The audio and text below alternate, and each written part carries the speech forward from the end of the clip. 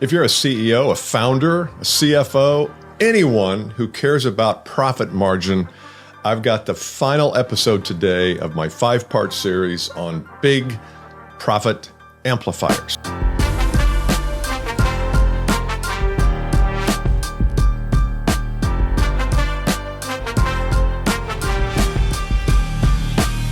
My name is Bill Caskey. I've been working with companies over the last 30 years, helping them to grow their business, but more importantly, to grow their margins.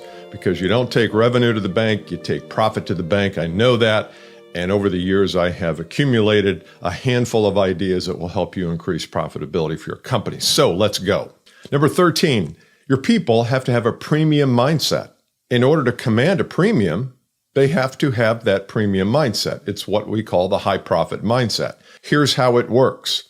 You want your people to be fearless in the market, fearless to make calls, fearless to negotiate price, fearless to hold the price when you need to hold and not discount, fearless to go in and ask for, to speak with other people inside the company because maybe you're at the wrong level. So how do you become fearless? Well, you do it 3 ways. Number 1, you detach from outcomes. You've heard me talk about this in some of the podcasts that I've done. I think detachment is a superpower. Not disengagement, but detachment. When you're detached from the outcomes, nothing matters. You don't have anything to cover up. You don't have to wear the badge of personality and persona. You don't have to be somebody you're not. If you're detached from the outcomes, you can be who you are, which is where you're best. So detachment from outcomes allows a freedom that if you're running scared and always attached is just not allowed. Number 2, I want you to operate, or your people to operate, from a place of high intention. They need to be thinking about, how am I helping my customer solve this problem? Not how am I solving my problem or your problem, Mr. or Miss CEO, but the customer's problem. Businesses failed because they don't study the customer problems. And so then they get out to the marketplace and it's all about them and how great we are. The customer doesn't care about that. The customer cares, can you fix my problem? Number 3, in becoming fearless, is you have to feel and think abundantly. You must feel abundance. You must feel and believe that the marketplace has enormous opportunity, has enormous potential for you to get your needs met, but also to help the customer get their needs met. You have to believe that there's a lot of pain and problems and dilemmas out in the marketplace that you can fix, you can bring value to.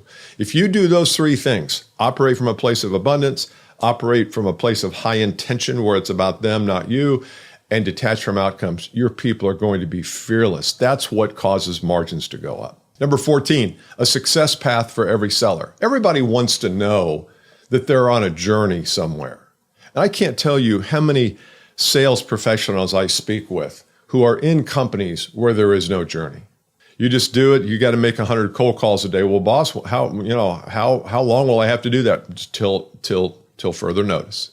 Until you either quit or we promote you, but we're going to keep it a secret. You can't do that to people. Do you understand that's why people leave organizations? Because they don't have a future or they don't know what that future is. So have a career path for people. And it doesn't have to be constant promotion up a ladder like in the old Procter & Gamble days where every 3 months you were getting a promotion from regional district manager to VP district manager to district manager of all district managers. No, it can be, look, you're going to be in sales for 2 years. And then we're going to create a special teams. You're still going to be in sales, but you're going to be managing a team. There's all different ways to do it. But people need to know that they're on a quest or on a journey somewhere. If they're not, what is it Nietzsche said, that you can withstand any how if you understand the why, if the why is strong enough. Well, you have to give people a why. Number 15, big profit amplifier, is proclamation of offer. This may sound unusual because we did talk about earlier clearly articulating the message, but I want your people to be super strong and clear about positioning and proclaiming the offer of working with your company. When I say offer, I mean, what does it look like to work with your company? What do I get? What kind of transformation do I get? What kinds of problems will you solve? What does it look like? How does it work? What is your philosophy? What's the guarantee? Is there any risk reversal? What's the payback or payoff if I come and work with you all? So the offer is a lot of different things. and we do courses on offers, and I do some coaching on it, because if you can't get your offer right, and I struggled with this for a long time, until finally somebody gave me a template. I hired a coach to give me a template, and now it becomes easy. Once you have a framework for an offer, it becomes easy to create. So first you have to construct the offer. And the offer has to be focused on the customer and their pains and their problems, like we've talked so many times over the last few episodes in the Big Profit Amplifiers. One way to maximize profit, and we've talked about it, is to focus and study the customer's problems and pains and create solutions that fix that, which you probably have already done, but now we have to communicate those solutions. So that's what I call proclamation of offer. You got to construct it properly, and then you have to go out to the marketplace, teach your people how to talk about the offer, because at some point, you need to share with your prospect, how do you fix the problems they just told you they had? One of our Big Profit Amplifiers was asking good questions, creating an assessment, understanding the dilemmas that your customers or prospects face. Okay, great, you've done that. Now what? How are you going to pivot to the offer, to how I can help you, what it looks like, what it doesn't look like, and that's called offer construction, and at some point you got to proclaim it. Those are the 15 Big Profit Amplifiers. I hope you've enjoyed this. I would love your comment. If you are a regular to the podcast and you haven't watched this on YouTube, we have a YouTube playlist now, podcast, and you're welcome to comment there. I will try to answer every comment. I'm not sure how frequently they come in, but every week we'll check on it. And if you have a comment that is requiring me to give an answer, I'll be happy to do that. All right. We've got some really good episodes in the next couple of weeks. We've got Andrea Waltz coming on. We got James Mayhew coming on. These are people you might not have heard of. Andrea Waltz just wrote a book called Go for No. It's really interesting. She's got good philosophy.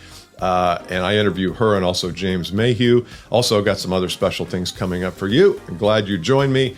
Let me know how these Big Profit Amplifiers have affected your profitability.